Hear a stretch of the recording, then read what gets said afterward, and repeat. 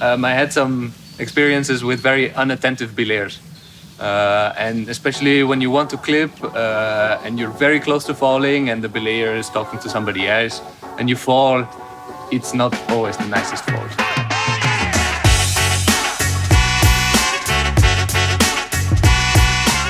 For belaying, the most important topics are vigilance, anticipation, and mobility.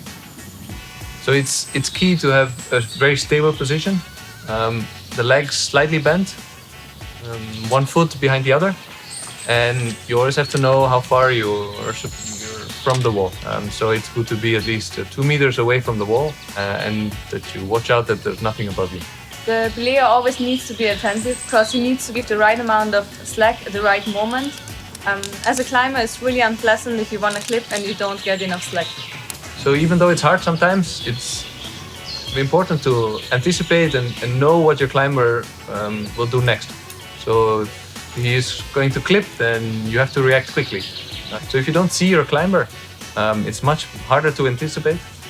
But it's still possible because you have the feeling of the rope, what is happening, and what the climber is doing.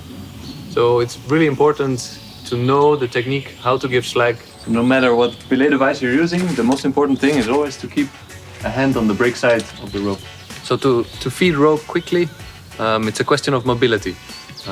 You can do several steps towards the wall, and you can also use the method with the gree to feed rope faster.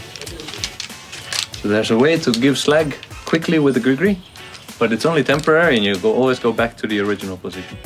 Or bad belaying is if you're distracted by something else than your climber. If your climber is not able to trust you as a belayer, this is the biggest problem.